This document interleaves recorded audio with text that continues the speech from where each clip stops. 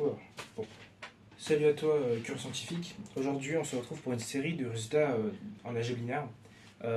Pourquoi je fais cette série? Parce que déjà, ça me permet de prendre du recul sur mon cours. Et en plus, ça permet de structurer mes idées. Et cette vidéo, du coup, ça me servira d'archive, mais aussi vous servira parce que ça sera, entre guillemets, un récapitulatif. Désolé, je suis fatigué parce que bon, je vais justifier 2 secondes et après, promis, j'arrête. Je suis malade et déjà, c'est pour ça qu'on se retrouve dans mon internat et pas dans un tableau de mon lycée. Sinon, j'aurais tourné un peu au hasard dans une salle ouverte. Mais bon, tant pis. Donc, bref, trêve de blabla. On passe du coup à ce que je voulais dire. Et, euh, et hormis le fait que je sois vraiment éclaté, du coup, on peut commencer avec un résultat super important que moi que j'ai décidé de commencer avec. C'est pas un résultat c'est pas l'un des premiers résultats que tu vois en cours d'algèbre linéaire. Donc du coup, ça nécessite un peu de bagage de cours, de connaissances dessus. Mais juste j'ai choisi ça parce que ça m'a marqué et j'ai pris vraiment du temps à, à le comprendre en long et en large. Donc je vais t'expliquer à peu près comment j'ai fait pour bien le comprendre. Et puis écouter en cours, ça sert de fou, c'est broken, mais c'est assez difficile quand on a 3 heures de cours. Donc voilà, juste conseil à part entière. Et avant de commencer, déjà le résultat que j'ai démontré, ce sera sûrement sur le titre de la vidéo, c'est le lemme de Steinitz. Du coup, Steinitz, il nous a carré un peu une grosse partie de, de mon cours, enfin de mon cours que j'ai eu. Mais du coup, si tu veux le Google un peu, je t'invite à le faire. Moi, j'ai pas fait parce que j'ai autre chose à faire. Mais il est intéressant à voir. Bref, enfin, regarder à peu près ce qu'il a fait dans sa vie. Donc, avant de montrer ce théorème, je vais d'abord, enfin ce lemme, parce que c'est pas un théorème, je vais d'abord énoncer ce qui stipule. Il dit que pour un espace vectoriel E, on poursuit un K espace vectoriel, où K désigne un corps quelconque. Euh, et si on considère U1 jusqu'à UN une famille génératrice de E, alors euh, toute famille de vecteurs au nombre supérieur ou égal, enfin, ou égal au nombre de vecteurs de la famille génératrice que j'ai cité tout à l'heure, il est lié. Alors, pour formaliser tout ça, je vais le décrire, parce que ça se trouve, je suis en train de parler chinois. Pour E, un K V, espace vectoriel, on considère U1, UN, une famille génératrice de E. Donc tu remarques qu'il y a n vecteurs. Et donc, si on considère V1 jusqu'à VP, une famille de E, qui contient du coup P vecteurs, mais à partir de cette famille, c'est qu'elle contient plus de vecteurs que la famille génératrice, Steinitz il dit que cette famille elle est liée. Alors, à ne pas confondre avec un autre résultat que je vais démontrer avant, parce que je vais me servir de ce résultat pour démontrer ce lemme magnifique, parce que ce lemme magnifique a pas mal de conséquences. Elle permet de démontrer le théorème d'incomplétude, enfin de la base incomplète. Je dis n'importe quoi, le théorème d'incomplétude de Gödel, n'importe quoi. Bref, c'est la grippe, non pas la grippe, le rhume. Il pas trop m'étendre dessus, enfin, de ce que je suis en train de raconter, parce que j'ai l'impression que je suis en train de divaguer. Et du coup, le résultat à ne pas confondre avec le lemme de Steinitz, c'est que si tu considères une famille génératrice U1, UN, enfin juste U1, UI indexé grand I, on va être vraiment super général. Voilà. I, grand I, hein, un ensemble fini. Bah, toute surfamille de cette famille est liée. Bien sûr, sous l'hypothèse que ça, c'est génératrice de E. Donc j'écris, et après je te dis la différence. Donc ça, c'est l'hypothèse, parce qu'elle est génératrice, c'est la définition d'une famille génératrice. Et donc toute surfamille I', avec I', moi j'écris, si tu veux, hein, si tu veux pas t'embrouiller la tête, avec I qui est contenu dans I', parce que c'est la définition d'une surfamille. Je t'invite à regarder si tu veux ce que c'est une surfamille, une sous-famille. Et du coup, on va le démontrer. La différence entre le M de Steinitz et ça, bah, c'est que ça, il doit contenir tous les vecteurs, tout ça. Genre, du coup, tu as UI avec d'autres vecteurs blablabla. Et Steinitz, lui, bah, c'est n'importe quel vecteur. Genre, il peut ne pas contenir les UI. Alors que là, du coup, il contient les UI. Du coup, tu as une hypothèse supplémentaire. Alors que Steinitz, c'est un peu plus général. C'est vraiment plus général en fait. Donc, je vais utiliser ce résultat qui dit que du coup, UI indexé, avec I indexé par I', bah, elle est liée. Bon, je vais d'abord montrer ce résultat qui est vraiment, vraiment facile. Donc, comme tout à l'heure, j'avais dit, on sait que vec de UI par hypothèse, c'est E. Mais du coup, on a que cette famille, bah, elle inclut dans... Enfin, ça c'est une famille, mais je ne vais pas écrire ça, mais genre on a I, donc vect de I, bah, c'est vect, enfin c'est inclus dans vect de I', qui lui est égal à E, mais ce vect de là, bah, c'est inclus dans E, et donc par double inclusion,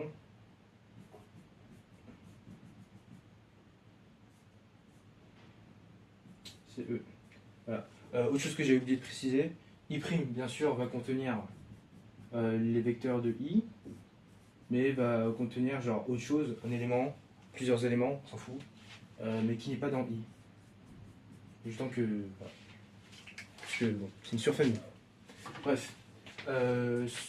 Donc du coup on a vu que la surfamille, enfin toute surfamille d'une famille génératrice, bah, elle est liée. On va commencer enfin à démontrer Steinitz. Donc on va démontrer par récurrence sur n. Donc j'énonce ici le lemme de Steinitz, E A K, c'est vectoriel, U1 UN génératrice de E. Donc on considère V1 VP famille de E avec P. Voilà. Et donc ça, cette famille, elle est liée. Donc initialisation, on va prendre n égale 1. N égale 0, c'est le cas trivial, donc on ne s'en charge pas. Donc n égale 1, enfin, c'est le cas où tu as vect de l'ensemble vide qui est égal à 0, et par convention, bah, c'est lié. Cool. Bref, du coup, donc on va utiliser le résultat que je viens de démontrer tout à l'heure. C'est que du coup, on peut considérer que P égale 2, parce que toute surfamille de U1 UN, bah, elle est liée, donc quitte à prendre P égale 2, parce que P supérieur ou égal à N, c'est un peu trop difficile à manier. Voilà. Donc on va considérer V1, V2 une famille de E, et donc il existe L1 et L2 dans K carré. et tel que du coup V1 égale lambda 1, U1, V2 égale lambda 2, U2, U1 pardon. Donc on a un premier cas où l'un des deux lambda est nul. Donc si lambda 1 par exemple égale 0, bah, la famille 0v2 elle est liée parce qu'elle contient le vecteur nul. Voilà. Sinon, tu vois directement que v2, si lambda 1 est non nul, bah, ça fait lambda 2 sur ça et ça. Et on a une relation de collinéarité. Donc voilà. V1, V2, c'est lié. Donc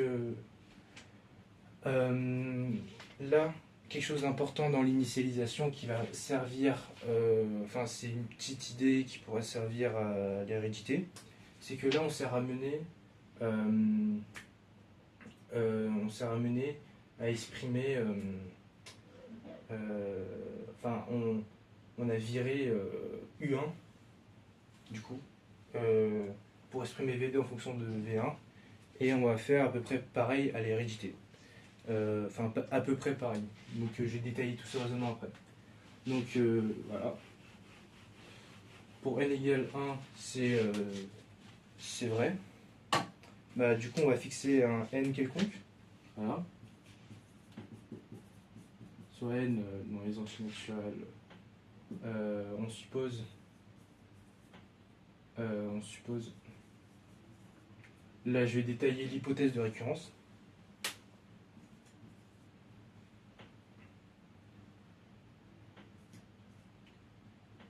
Que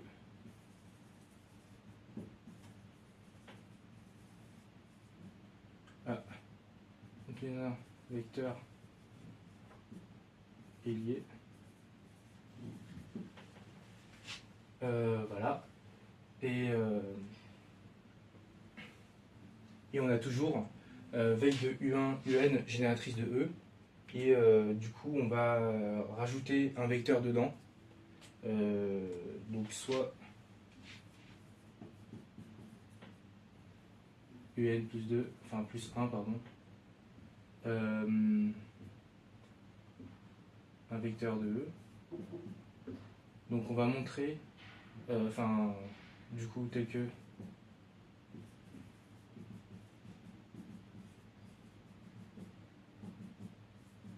enfin, c'est toujours le cas parce que tu rajoutes n'importe quoi comme vecteur à la famille génératrice de U1 UN. Bah, comme tout à l'heure j'avais dit, ça sera toujours lié, mais plus fort, elle sera génératrice de E. Bref, enfin, tel que, oui, de toute façon, on s'en fout. Donc, enfin, si je fais des erreurs d'inattention, ou je dis des trucs un peu n'importe quoi, l'espace commentaire, bah, elle est là. Et donc, bref, du coup, on va prendre n plus 2, parce que du coup, pour p, pour n égale n plus 1, tu as p égale n plus 2 parce que on peut considérer n plus 2 vecteurs au lieu de p vecteur super ou égal à n plus 1 parce que toute surfamille d'une famille génératrice de E, bah, elle est liée. Et du coup, on a juste à démontrer pour ça et on aura démontré pour tout. Donc, on va montrer que V1, Vn plus 2, c'est lié. Donc, on a donc, vu que chaque vecteur V1, Vn plus 2 appartiennent à E, bah, chaque vecteur est combinaison linéaire de U1, Un plus 1. Donc, du coup, il existe des lambda I, des coefficients, jusqu'à n plus 1, dans k plus 1, tel que... D'ailleurs, je vais juste indexer de manière plus claire. On va mettre J. Voilà, tel que pour tous les vecteurs n plus 2, J égale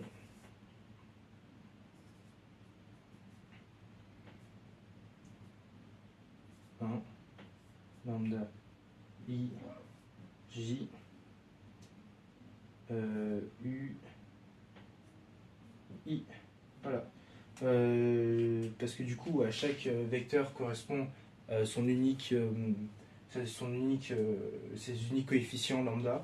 C'est pour ça que mon VJ, bah, ça sera lambda I virgule J. Voilà. Et donc, le premier cas, comme tout à l'heure, on a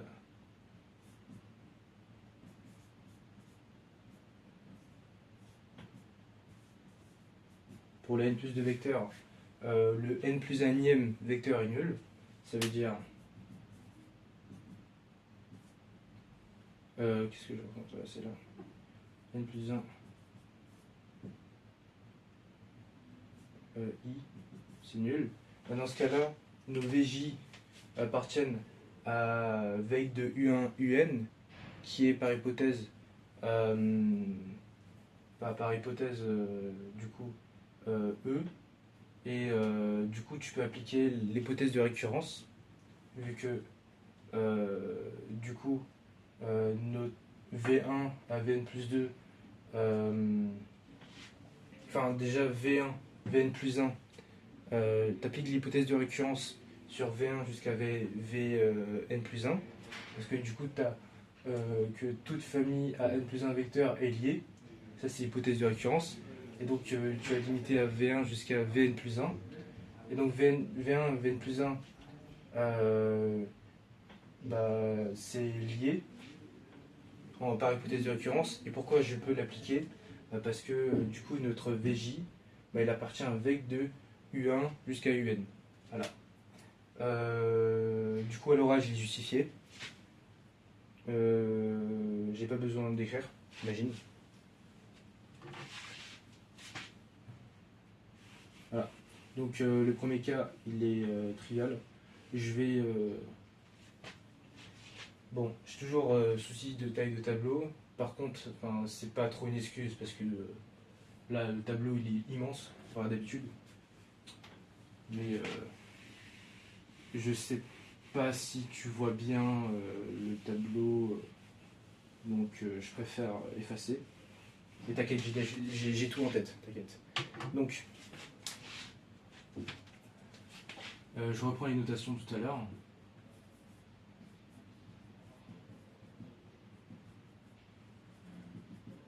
Et donc, du coup, le cas complémentaire, parce que là, on a fait une disjonction de cas, c'est qu'il existe un I0 dans 1 plus 2 tel que du coup I0 soit différent de 0. Voilà. Bon, dans ce cas complémentaire, quitte à permuter les indices, on peut considérer que I0, ça va être n plus 2. Voilà, ça va pas changer grand chose. Voilà. Donc, du coup, on a que I n plus 2 est non nul. C'est pas cool. Enfin, c'est pas cool. C'est juste plus long à démontrer. Mais du coup, ce qui fait que notre vecteur Vn plus 2, il sera pas dans le vect de U1, UN. Mais comme tu peux le remarquer, il existe I0, c'est un quantificateur existentiel, ce qui stipule qu'il peut y en avoir plusieurs. Bon, dans ce cas-là, on va se ramener, on va faire le même raisonnement que je vais faire, mais du coup pour 2 vecteurs, pour 3 vecteurs, nanana. Du coup ça va rien changer. Et du coup, ça va rien changer, c'est-à-dire que je perds pas en généralité. Donc, je disais que ça, du coup, ce sera pas le terme en n plus 1, ce sera pas nul.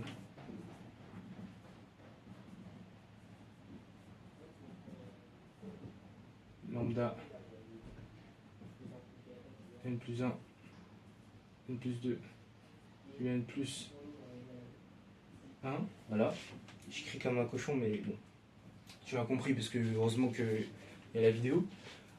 Enfin, il y a ma voix. Donc, le but, c'est de virer ce foutu coefficient. C'est de faire en sorte que tu puisses appliquer l'hypothèse de récurrence. Et la condition à appliquer, c'est que tous tes vecteurs soient dans le vecteur de U1, UN. Voilà. Donc, ce qu'on va faire, c'est on va poser une autre famille, du coup V'J, voilà, de sorte à virer les coefficients. Donc je disais c'était I n plus 2, Vn plus 2, voilà, lambda, n plus 1, n plus 2, c'est ça. Donc, pourquoi je pose ça? Ça se retrouve assez facilement parce que ton but c'est de virer ça, bah, du coup tu fais en sorte d'avoir une famille V'J, tu poses V'J comme ça, d'un coup, et tu vas faire Vj moins quelque chose qui va te donner des vecteurs dans vecteur de U1 jusqu'à UN. Donc c'est-à-dire que tu auras n termes, pas n plus 1 terme. Enfin n termes avec à chaque fois, à chaque terme, les UI qui leur correspondent. Donc tu vois que tu veux virer celui-là, ce terme-là il est dans Vn plus 2, bah, il y aura, du coup tu vas faire en sorte que, du coup c'est sûr qu'il y aura du Vn plus 2, et ce que tu vas faire c'est d'abord voir ce que ça donne pour Vj moins Vn plus 2. Vj moins Vn plus 2, ça t'arrange pas trop, parce que il y a toujours le terme en Vn plus 1, mais du coup tu y es presque, parce que il te suffit du coup de réarranger les termes et de factoriser par les UI qui leur correspondent. Du coup tu as chaque UI un coefficient en fonction de lambda I n plus 2 et lambda IJ, et à la fin, le dernier terme, tu vas direct voir par quoi tu as multiplié pour virer le n plus 1.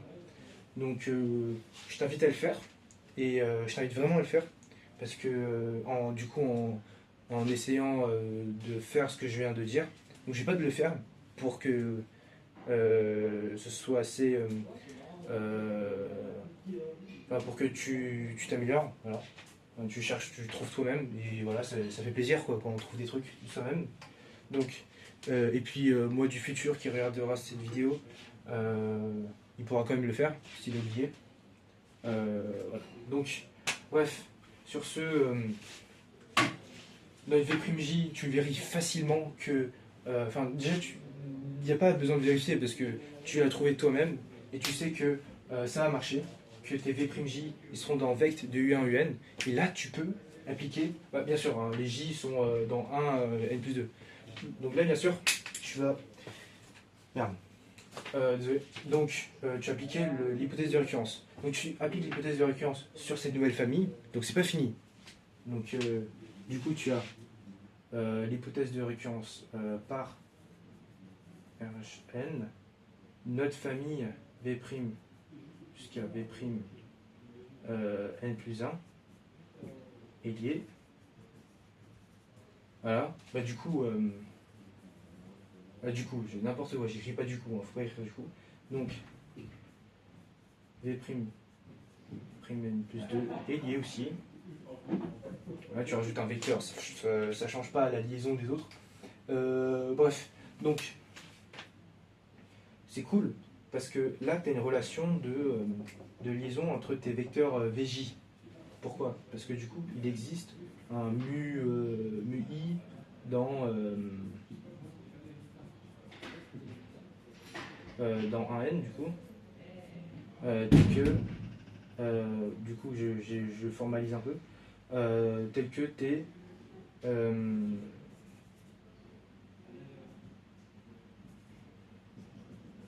cette relation. Normalement, du coup, tu as V'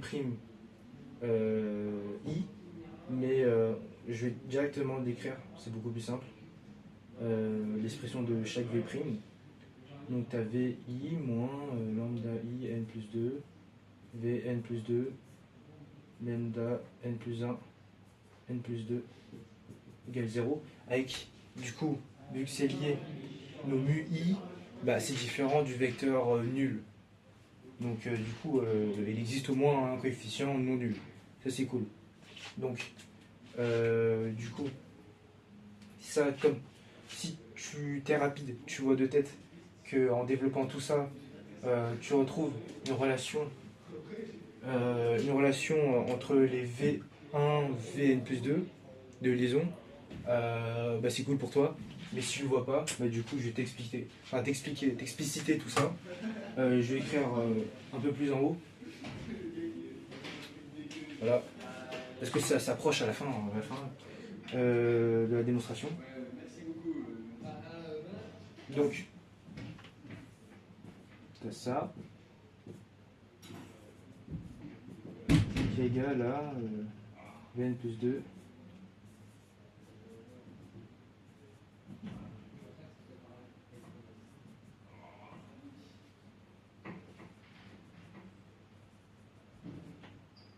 Parfait, bah, c'est bon.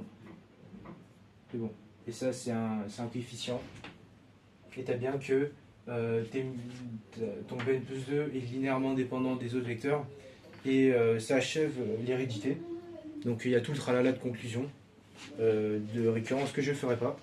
Parce que bien sûr, on est en sup et on s'autorise à s'asseoir un peu sur la phrase de conclusion. Bon, au terminal, les terminales, les lycéens, faites la phrase de conclusion. Sinon vous risquez de perdre des points et donc pas avoir un bon dossier et donc pas avoir une bonne prépa. Bon, je rigole, mais du coup, voilà, donc, conseil à part. Donc pour le lemme de Steinitz, c'est fini.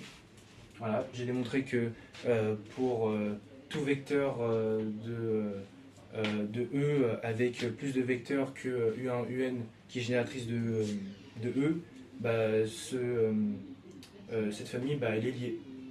Donc je te souhaite de bonnes révisions pour le bac, parce que je sais que ça a bientôt... Enfin, autant que... Enfin, au moment où je tourne cette vidéo, ça va bientôt se dérouler, je crois, dans un mois ou quelques semaines. Ah, donc bon courage, j'espère que ça va bien se passer. Ah non, c'est pas le bac. Ah non, gros flop. C'est cette année, le bac, il est en juin. Bon bah, tant pis. Pour ceux qui passent le concours général, bah, faites-le bien, amusez-vous bien et surtout stressez pas. Il faut pas stresser, il faut pas paniquer si vous n'arrivez pas. C'est normal, c'est le concours général. Faites de votre mieux. Si vous êtes classé, super. On se retrouvera peut-être l'an prochain à Luluran si tu choisis d'aller à Luluran. Et voilà. Ciao.